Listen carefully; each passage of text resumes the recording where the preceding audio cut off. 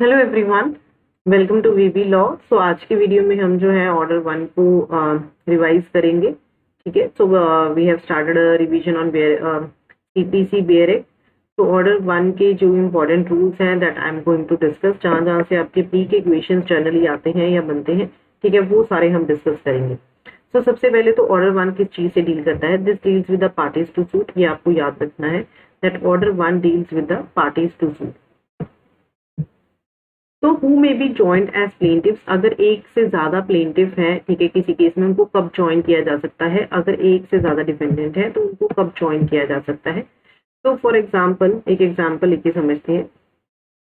अगर ए ने असॉल्ट किया बी और सी को, ठीक है, if assault A assaulted B and C, तो बी और सी इकट्ठे मिलके जो है ए के अगेंस्ट सूट फाइल कर सकते हैं। क्यों?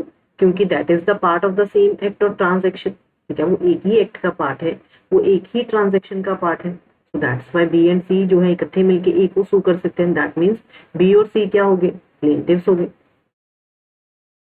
ठीक है, so all persons may be joined in one suit as plaintiffs where any right to relief in respect of the same act or transaction or series of acts or transactions is alleged to exist in such persons, चाहे वो jointly हो, severally हो या फिर alternative हो। Similarly, अगर B और C ने, A और B ने,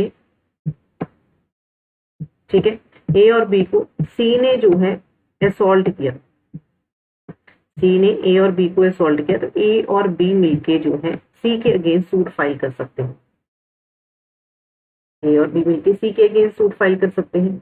अगर सी एंड डी ने मिलके ए को असॉल्ट किया है, ठीक है, this is a can be file a suit against C and D.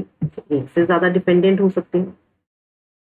तो एक से ज्यादा डिपेंडेंट कब होंगे? जब किसी भी सूट में where any right to leave, ठीक है, एक ही ट्रांजेक्शन का पार्ट है। अगर ऐसे पर्सन सेपरेट सूट्स प्लॉट करते हैं, so any common question of law या फैक्ट जो है वो अराइज करेगा। There they can be joint as plaintiffs and defendants. But अगर कोर्ट को लगता है कि अगर कोई भी जॉइंटर ऑफ प्लेंटिव्स होता है दैट विल एम्बेरस या फिर डिले करेगा वो ट्रायल को, तो कोर्ट क्या कर सकती है? कोर्ट सेपरेट ट्रायल के लिए, ऑर्डर के लिए बोल सकती है। सिमिलर इज अंडर जो है, ठीक है, 3A के अंडर भी सिमिलर चीज है। तो अगर द कोर्ट कैन एम्बेरस और डिले ट्रायल, कोर्ट वहां पे एम्बेरस के लिए, डिले ट्रायल के लिए अगर कोर्ट को लगता है, ठीक है, कि ये इंटरेस्ट ऑफ जस्टिस में नहीं है, तो court can order the separate trial. Otherwise वो इकट्ठे प्लेंटिफ या डिफेंडेंट्स, ठीक है, जो है जॉइंटली, क्योंकि ऐसे तो, ठीक है, टू रिड्यूस द लिटिगेशन को रिड्यूस करने के लिए, so they are joined as plaintiffs and defendants, क्योंकि उनका सेम रिलीफ है एंड कॉमन क्वेश्चन या लॉ जो है वो अराइज करेगा।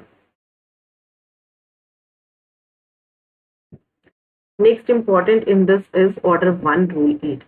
So there is one is representative suit. Representative suit कौन से रूल में डील किया गया है ऑर्डर 1 के? That is dealt in rule 8। Rule 8 जो है इस चीज से डील करता है।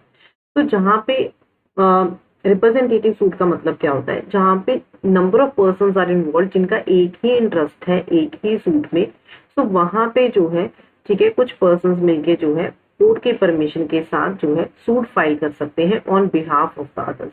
तो उसको हम कहते हैं रिप्रेजेंटेटिव सूट। फॉर एग्जाम्पल, अगर कोई विलेज प्रॉपर्टी को लेके डिस्प्यूट है, तो कुछ विलेजर्स मिलके जो है रिप्रेजेंटेटिव सूट फाइल कर सकते हैं। अगर कोई भी डिसीजन देता है, so that will be valid on others also. तो वो सारे विलेज के बिहाफ पे जो है वो सूट को इंस्टीट्यूट करते हैं। ठीक है, so this says where there are numerous persons having the same interest in one suit, so one or more of such person with the permission of the court sue or be sued or may defend such suit, या फिर defend कर सकता है। ठीक है, so the court may direct, may defend such suit on behalf on for the benefit of all the persons that are interested.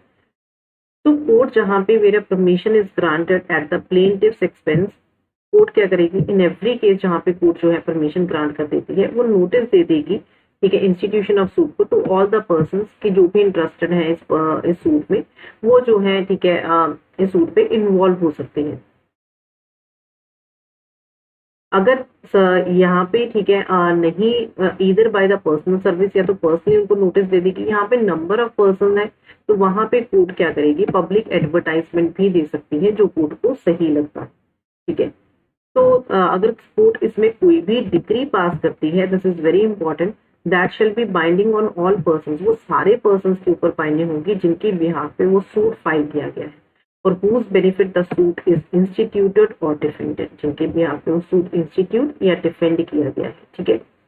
तो now अगर court ने कोई भी डिसीजन दे दिया है रिप्रेजेंटेटिव सूट के रिगार्डिंग, सो दैट इज वो किसके, that will operate as res judicata under section 11। तो सेक्शन 11 में रेस जुडिकाटा भी ऑपरेट करेगा। दैट मीन्स कि जो बाकी के पर्सन है जिनके बिहाफ पे वो सूट फाइल किया गया, वो आके जो है अगेन लिटिगेशन को फाइल नहीं कर सकते हैं।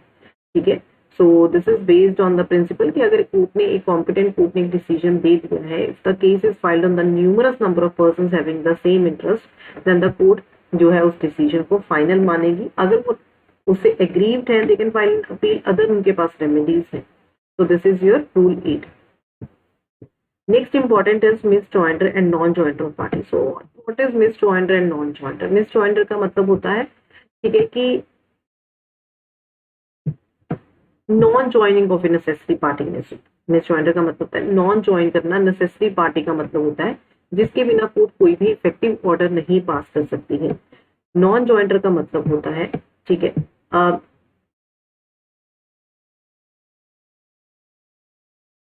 सॉरी, मिस जॉइंटर का मतलब होता है that there is wrongful joining of a party. ठीक है, कि कोर्ट ने जो है गलत ज्वाइन कर लिया किसी पार्टी को। नॉन ज्वाइंटर का मतलब होता है there is non joining of the necessary party in suit. Court ने जो पार्टी नेसेसरी थी उसको ज्वाइन नहीं किया है।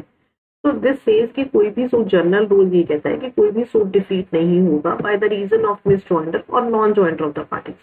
ठीक है, पार्टीज के नॉन ज्वाइंटर की वजह से या मिस जॉइंटर की वजह से अगर गलत ज्वाइन कर लिया या नहीं ज्वाइन किया तो उसकी वजह से सूट को डिसमिस नहीं होगा। But there is an exception कि अगर there is non joinder of necessary party, अगर नॉन ज्वाइनिंग नहीं हुई है किसी नेसेसरी पार्टी की, मतलब कि जिसकी एब्सेंस में कोर्ट जो है इफेक्टिव ऑर्डर को नहीं पास कर सकता है, देन वहां पे जो है the suit will be defeated. तो इसमें आपको क्या क्या याद रखना है? This provision is given in which rule में दी हुई है ये provision. So what is the effect of miss jointer and non joinder of party?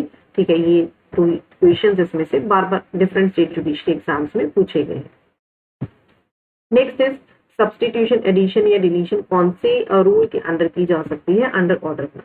तो suit in name of wrong plaintiff, ठीक है, रॉन्ग प्लेंटिफ के केस में कोर्ट स्ट्राइक आउट कर सकता है या पार्टीज को ऐड कर सकता है।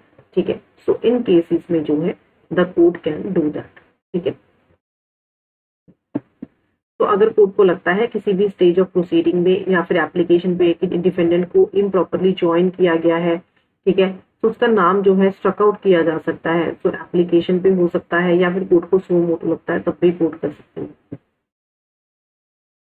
लास्ट जो इसमें इंपॉर्टेंट है that is rule 13, objections as to non joinder और मिस जॉइंटर। कि अगर कोई भी ऑब्जेक्शन रेज करना है रिगार्डिंग द नॉन जॉइंटर और misjoinder, that shall be taken at the earliest possible opportunity. Earliest possible opportunity पे लिया जाएगा। अगर वो नहीं लिया गया है तो कोर्ट मानेगी कि पार्टी ने उसको जो है वेव कर दिया है। That shall be deemed to have been waived. ठीक है, so this is your order 1। So do let me know in the comment box आपको जो है ये वीडियो कैसा लगा। And before I end this video, इससे पहले कि मैं इस वीडियो को एंड करूं, if you like the videos you can raise super thanks for the channel so that we can continue this series and you can have benefit from this। ठीक है, so that कि आपको जो है इस series से benefit हो सके।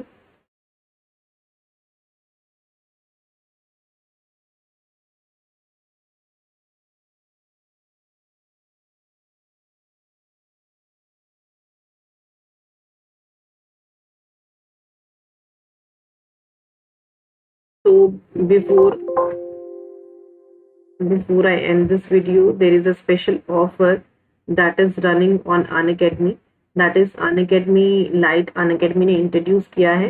इसमें आपको टेस्ट सीरीज मिलेगी for a year, that is available at the price of 3499 rupees. अगर आप ये कोड यूज करते हो तो इस पे आपको 10% ऑफ मिल जाएगा।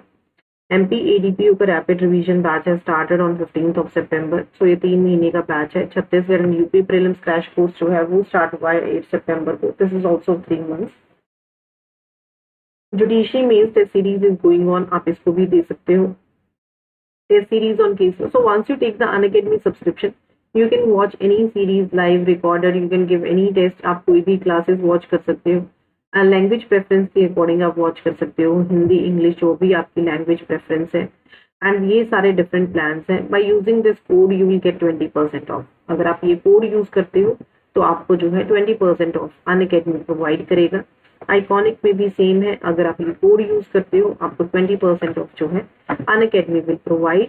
And these are the different features, that is आप लेक्चर नोट्स डाउनलोड कर सकते हो। अगर आपको कोई डाउट है आप रेज हैंड का फीचर यूज कर सकते हो, ठीक है। You can watch these classes any time anywhere, ठीक है। अगर आपको मूक इंटरव्यू वीडियोस आप देख सकते हैं। आइकॉनिक का this is a feature 1-to-1 live mentorship programme. So everything that you need for the preparation of exam, that is available on Unacademy, ठीक है। So this test series is really good. जब ये start हुई थी this was just available at 1499। अब इसका price कितना हो गया, यू नेवर नो प्राइस कितना हाइक हो जाए। So before the price hike just subscribe the channel, just take the subscription and prepare for GPST. Thank you so much everyone.